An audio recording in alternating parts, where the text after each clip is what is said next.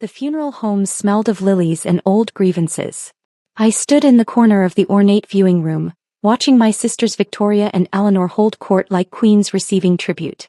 Black Armani suits, perfect makeup despite their supposed grief, and that familiar air of superiority that had defined my childhood. I'm Diana Matthews, though they insisted on calling me Little D well into my 30s. At 34 I was the youngest of 3 daughters, the one who'd supposedly inherited none of our father's business acumen or our mother's social graces. The family disappointment who'd chosen social work over law, who drove a 10-year-old Subaru instead of leasing luxury cars, who lived in a modest duplex while they maintained mansions in the hills. If only they knew what I'd been building in secret. Mother's mahogany casket dominated the center of the room, surrounded by elaborate floral arrangements that probably cost more than most people's monthly salaries. She'd passed peacefully in her sleep at 72, leaving behind a carefully curated legacy of charity galas and country club memberships. What she'd also left behind was a will that would finally reveal how my sisters truly saw me. Diana, Victoria approached, her heels clicking against the marble floor. At 38 she was the eldest and had always acted like it gave her authority over everything and everyone. Her husband Marcus stood behind her, radiating that particular smugness of old money married to new arrogance. The viewing ends in an hour, she continued, then we need to discuss arrangements. Arrangements. That's what they'd been calling the will reading for weeks. As if my inheritance was just another detail to be managed efficiently. Eleanor joined us, her perfectly styled blonde hair not moving despite the humidity. At 36 she'd perfected the art of looking concerned while calculating advantages. Her husband James nodded gravely, probably already planning how to invest whatever windfall was coming their way. We've spoken with Harrison, Blackwell and Associates, Eleanor said, referring to the family's longtime law firm. The will reading is scheduled for tomorrow morning. Just family, of course. I nodded quietly, sipping water from a plastic cup while they held crystal glasses of wine. They'd made it clear that even at our mother's funeral, there were still hierarchies to maintain. You know, Marcus spoke up, his voice carrying that condescending tone I'd heard at family gatherings for years. It might be wise to manage expectations about the inheritance. What Marcus means, Victoria translated, though I'd understood perfectly, is that mother was very specific about rewarding success and responsibility. Success and responsibility. Code words for Diana gets nothing. The truth was I'd seen this coming for years. Every family dinner where they discussed their latest acquisitions while I talked about my nonprofit work. Every holiday where they exchanged expensive gifts while I brought homemade cookies. Every birthday where they boasted about their children's private schools while I mentioned the public school students I mentored. They'd written me off as the bleeding heart who'd never amount to anything financially. And I'd let them. Because while they were busy spending inherited money and living off trust funds, I'd been building something they never expected. Something that would shake our family's foundation tomorrow morning. The next day arrived gray and drizzly, matching the mood as we gathered in the conference room of Harrison, Blackwell and Associates. The law firm occupied the top 3 floors of downtown's most prestigious building, all dark wood and intimidating portraits of founding partners. Robert Harrison himself would be reading the will. At 65 he'd been the family lawyer for decades, present at every major financial decision since Dad's death 5 years ago. He sat at the head of the polished conference table, manila folders arranged precisely before him. Victoria and Marcus took seats on one side, Eleanor and James on the other. I sat alone at the foot of the table, isolated as always. The symbolism wasn't lost on anyone. Before we begin, Robert cleared his throat, I want to express my condolences again. Your mother was an extraordinary woman who built a remarkable legacy. A legacy that included 3 luxury properties, a portfolio of investments, and the controlling interest in Matthews and Associates, the boutique consulting firm Dad had founded. Conservative estimates put the estate at around $15 million. Not billionaire money, but enough to ensure my sister's comfort for life. Now, Robert opened the first folder, your mother's will is quite detailed. She wanted to ensure her wishes were perfectly clear. Victoria leaned forward slightly. Eleanor's manicured fingers drummed silently against the mahogany table. Their husbands tried to look appropriately solemn while practically counting dollar signs. To my daughter Victoria, Robert began reading, I leave the Beacon Hill townhouse, valued at approximately $2.3 million, along with the associated furnishings and my collection of antique jewelry. Victoria smiled, a satisfied curve of perfectly glossed lips. The townhouse had been in our family for 3 generations. To my daughter Eleanor, I leave the Martha's Vineyard estate, valued at approximately $1.8 million, along with the yacht Serendipity and my art collection. Eleanor squeezed James's hand under the table. The Vineyard house was where we'd spent childhood summers, where Eleanor had always claimed she'd raise her own children someday. Robert paused, looking directly at me. To my daughter Diana. Here it came. The charitable remainder trust with restrictions. Maybe a small cash gift with conditions about how it could be spent. Something that would keep me grateful but dependent. I leave my love, my pride, and my apologies for not understanding sooner what she was truly building. The room went silent. That wasn't the usual language of inheritance law. What does that mean? Victoria demanded. Where's her portion? Robert continued reading. I leave Diana nothing from my estate because she has already surpassed anything I could give her. The documents in her possession will explain everything. All eyes turned to me. I reached into my briefcase and pulled out a thick folder, placing it calmly on the table. I was wondering when we'd get to this part, I said quietly. Victoria's face reddened. What are you talking about? Documents? What documents? I opened the folder, revealing property deeds, corporate filings, and financial statements. All bearing official seals, all completely legal, all absolutely real.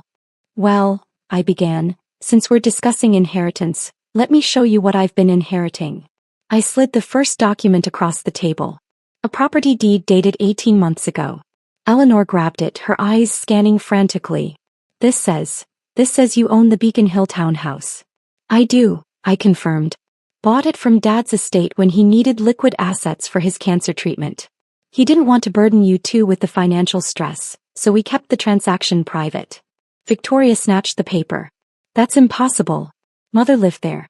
We have keys. You have keys because I allowed it. Check the deed. Diana Matthews, sole owner. I've been your landlord for over a year. Marcus looked like he might be having a stroke. But the inheritance. I slid another document across. The Martha's Vineyard estate. Also mine. Purchased 2 years ago when Dad's consulting firm hit a rough patch. Again kept private to avoid family drama. James stared at the deed. But Eleanor's getting the house in the will. Eleanor's getting a house I own, I corrected. Mother couldn't leave what she didn't have. Robert Harrison was reading the documents with increasing amazement. As the family lawyer, he'd been kept in the dark about these transactions at Dad's specific request. Diana, he said slowly, these are all legitimate. When did I what? I pulled out another folder. When did I acquire the financial means to buy multimillion-dollar properties? When did I develop the business acumen you all assumed I lacked? When did I become successful enough to bail out the family fortune without anyone noticing? I opened the second folder, revealing corporate documents. Matthews and Associates? I'm the silent partner who saved it from bankruptcy 3 years ago. I own 60% of the company now. Eleanor's wine glass slipped from her fingers, shattering against the marble floor. But you're a social worker. You make $45,000 a year. I make $45,000 a year from social work, I clarified. That's my hobby. My actual job is running Compass Holdings, a private equity firm specializing in distressed asset acquisition and restructuring. I pulled out the next document. Annual revenue last year, $127 million. Personal net worth as of this morning, $43 million. The silence that followed was deafening. Victoria's perfect composure cracked. Marcus loosened his tie like it was choking him. Eleanor stared at the papers like they were written in a foreign language. But how? Victoria whispered. When? We would have known. I smiled sadly. You would have known if you'd ever asked. If you'd shown interest in my life beyond pitying me. But you were too busy assuming I was a failure. I pulled out my laptop, opening a presentation I'd prepared for this moment. Compass Holdings started 8 years ago with a $50,000 inheritance from Grandma Rose. Remember her? The one whose funeral you all skipped because it wasn't prestigious enough. The laptop screen showed a timeline of acquisitions. Property after property, company after company, all bought strategically over the years. While you were spending trust fund money on luxury cars and country club memberships, I was learning. MBA at night school. Series 7 license. Real estate certification. building relationships with distressed property owners who needed fast, cash solutions. Robert leaned forward, studying the documents. Diana, this is extraordinary. You've essentially been supporting the family estate for years without them knowing. Supporting and protecting, I agreed. Dad was proud but worried. His medical bills were enormous. The consulting firm was struggling in the recession. He didn't want his daughters to know how close we came to losing everything. I clicked to the next slide. So we made a deal. I'd quietly acquire the properties and keep them in the family. He'd maintain appearances while getting the medical care he needed. Everyone stayed comfortable and the family name remained untarnished. Victoria found her voice. But the wills. Mother's will. It says we inherit. You inherit properties I own, I finished. Mother knew the truth. The will is her way of forcing this conversation. Of making you understand what really happened while you thought I was failing. I stood up, walking to the window overlooking the city. You see, I learned something important from watching this family. Real wealth isn't about appearances or status symbols. It's about value creation, strategic thinking, and sometimes about making sacrifices others won't understand. Eleanor finally spoke. What does this mean for us? I turned back to face them. It means you have choices to make. I returned to the table, pulling out one final set of documents. These are new lease agreements for both properties. Fair market rate, standard terms. You can stay in the homes you've always known, just as paying tenants instead of inheritors. Marcus's face purpled. You're charging us rent? For our own family homes. They're not your family homes, I said calmly. They're my properties. But I'm offering you reasonable terms because I believe in family, even when family doesn't believe in me. I opened another folder. Or, if you prefer, here are sale agreements. I'll sell each property back to you at current market value. The Beacon Hill house is now worth $3.2 million. The Vineyard estate is $2.6 million. Plus improvements and maintenance costs I've invested over the years. James was frantically calculating on his phone. We don't have that kind of liquid capital. I know, I said simply. That's why I'm offering the lease option. Victoria slammed her hand on the table. This is extortion. You can't just steal our inheritance. I haven't stolen anything, I replied. I saved it. When Dad was facing bankruptcy from medical bills, when the consulting firm was failing, when this family's financial foundation was cracking, I stepped in. Quietly. Efficiently. Without asking for credit or recognition. I pulled out bank statements showing the transactions.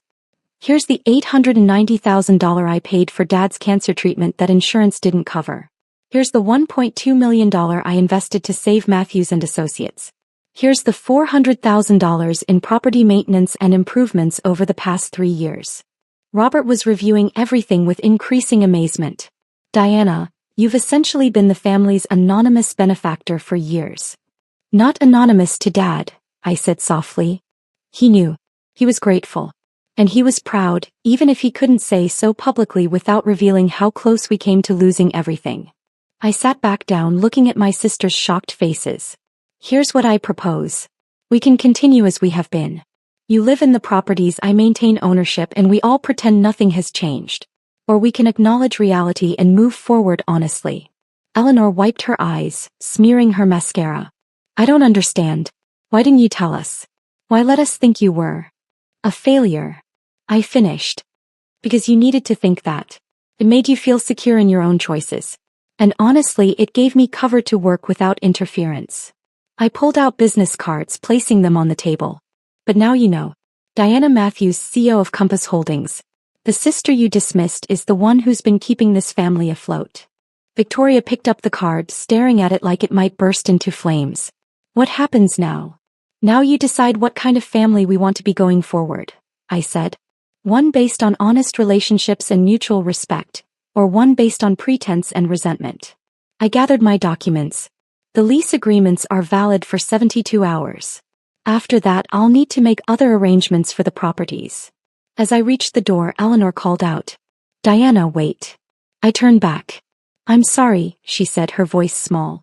We've been horrible to you. Condescending and dismissive. You were building an empire while we were. What were we doing? Living off inherited money and looking down on the person who was actually earning it, I said, not unkindly. But that can change if you want it to. Victoria stood up slowly. What would you want from us? I mean, if we wanted to repair this. I smiled for the first time that day. Honesty, respect, and maybe for once, to be invited to family gatherings as an equal instead of a charity case. Marcus cleared his throat. And the properties? Are my properties, I said firmly. But they can continue being your homes. I believe in family even when family has trouble believing in me. I left them there, stunned and silent, while Robert explained the legal implications of everything they just learned. 3 days later, I received 2 signed lease agreements and a third document I hadn't expected. A formal request for Eleanor to join Compass Holdings as Vice President of Property Management. Apparently she'd done some soul-searching about her own abilities and interests. Victoria took longer to come around, but eventually called to ask about investment opportunities for her and Marcus. They wanted to learn, she said. To understand how I'd built something real instead of just inheriting it. The family dinners that followed were different. Awkward at first but gradually more honest. They asked about my work, really asked, and listened to the answers. I learned about their struggles too. The pressure they'd felt to maintain appearances, the fear that they weren't as capable as everyone assumed. 6 months later, we were all seated around the dining table at the Beacon Hill house, my house, where they paid rent but I'd given them full autonomy over decorating and lifestyle choices. Eleanor had proven surprisingly talented at property management, increasing our portfolio's value by 15% in her first quarter. Victoria had started her own consulting practice, using connections from Matthews and Associates but building her own client base. You know, Victoria said over dessert, I used to think inheritance was about getting money from family. And now? I asked. She smiled, a genuine expression I hadn't seen from her in years. Now I think it's about what you build with the family you have. Eleanor raised her wine glass. To Diana. For saving us from ourselves even when we didn't deserve it. I raised my water glass. Some habits die hard. To family. The kind you choose to be, not the kind you inherit. As we toasted, I looked around the table at these women who'd once dismissed me, who now treated me as an equal, who'd learned that success isn't about where you start but what you build along the way. The documents that had shocked them that day in the lawyer's office were framed now in my own office downtown. Not as trophies but as reminders. Reminders that sometimes the greatest inheritance isn't money or property. It's the knowledge that you can build something meaningful, even when no one believes you can. And sometimes, if you're very lucky, you can use that success to build something even more valuable. A family based on respect instead of assumptions, on reality instead of pretense. The girl they'd called Little D was gone. In her place was Diana Matthews, CEO, property owner, and finally, truly their equal.